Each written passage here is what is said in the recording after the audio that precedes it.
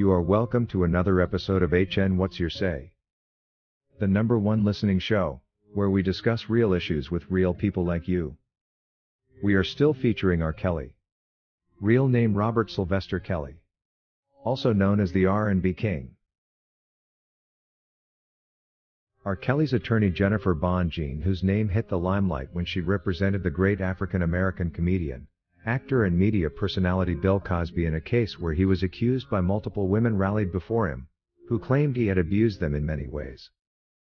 Renowned for her great experience with many success stories as an appellate lawyer, Jennifer Bonjean is always looking forward to appealing cases where she feels the government has crossed their boundary and used their power excessively to force wins where there shouldn't be, or to get a lot more out of a conviction that is rightfully deserved.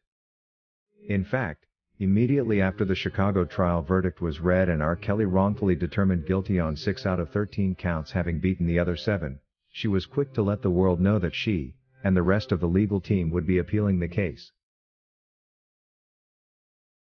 Months ago she filled documents that officially confirmed she would be appealing the New York trial verdict as well, a trial that saw R. Kelly found guilty of all 10 out of 10 counts that he was accused of, a situation that was caused by multiple factors including a lack of sufficient or effective legal representation during the trial. Jennifer Bonjean does not believe the charges that R. Kelly was faced with back in New York were relevant for his case, and that they should have been easily challenged by the previous legal team, which according to our analysis had no real impact on the trial. Bonjean intends to appeal this case too, and for sure, there is no way the claims of RICO and Mann Act violation can remain intact after a proper appeal process. Jennifer Bonjean made a number of important filings to the New York court's federal judge Ann Donnelly, stating she was dissatisfied that the government hadn't done anything to prove that R. Kelly operated an illegal enterprise.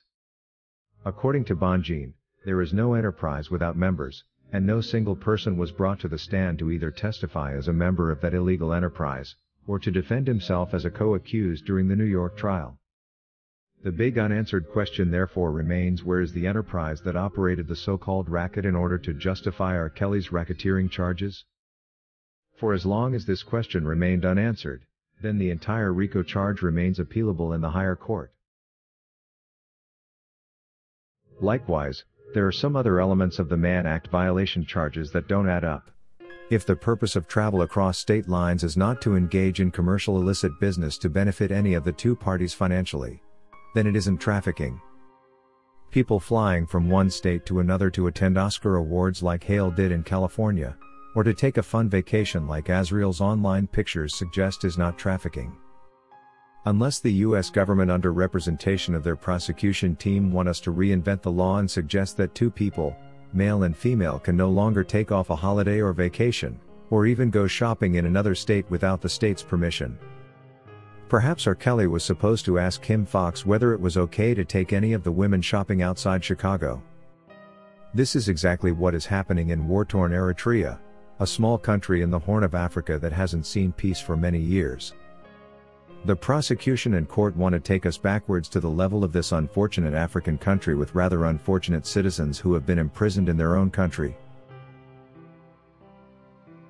Meanwhile, while the government claims these were minors, it is said that while they made these travels, they presented IDs and documents that showed they were 18 and over, and in other cases they were driven across stateliness by their own dear parents who now claim R. Kelly had kidnapped their girls.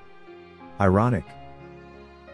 With Jennifer Bonjean's intentions to appeal both the New York and Chicago cases made clear, the world has been waiting for the day the appeal process will begin, and in particular for the New York cases. The world feels R. Kelly has been in prison long enough, and fans have been asking for any sort of update on this matter. I am happy to let the world know that the day is getting even closer.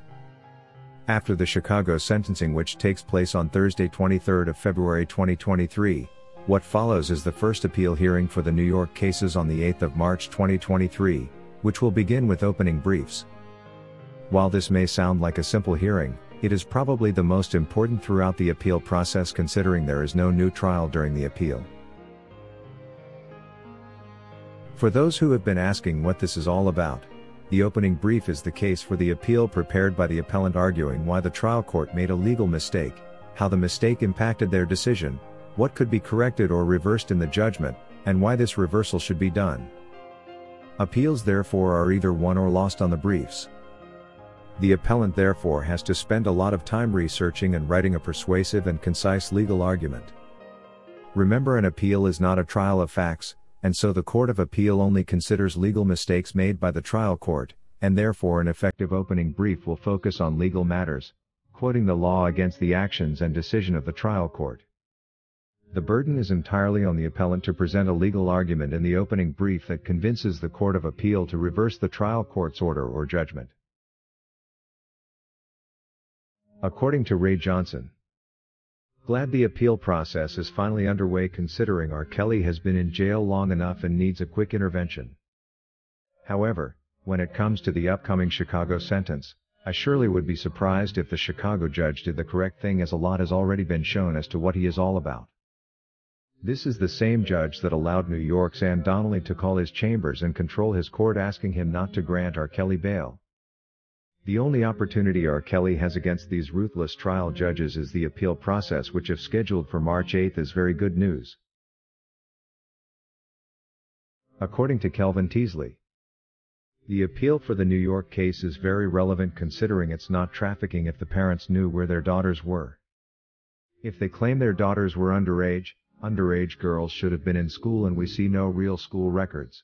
Social service did not do welfare checks because there was no cause for alarm. It wasn't until the infamous docuseries was aired that the police was forced by Dominique's mom to check in on Dominique and Joycelyn, but the report was all clear with no indication of intention to harm themselves or any sort of danger. These are the reports that matter the most when handling such cases, but were ignored. Also important to note, no one went looking for these women and was denied access. They actually had their cell phones in their possession all the time and could have easily chosen to communicate to the police or alert their parents of any sort of danger. The New York judge needs to make it make sense how this becomes trafficking. Is she suggesting the parents were the traffickers? Many of them have admitted to have handed over their daughters to R. Kelly themselves, instead of taking them to school if they were really minors like they want us to believe. If you wish to take part in a live interview on this channel discussing any of these topics, let us know by emailing us on sashahnnewsroom@gmail.com for scheduling. That is all we had for you today on HN What's Your Say. To keep updated whenever we post a new video, subscribe to this channel now. Also remember to hit the bell icon and enable notifications. And feel free to share your opinions with us in the comment section below, and let us know if you would like us to publish your views in our next release. We value all our subscribers' opinions.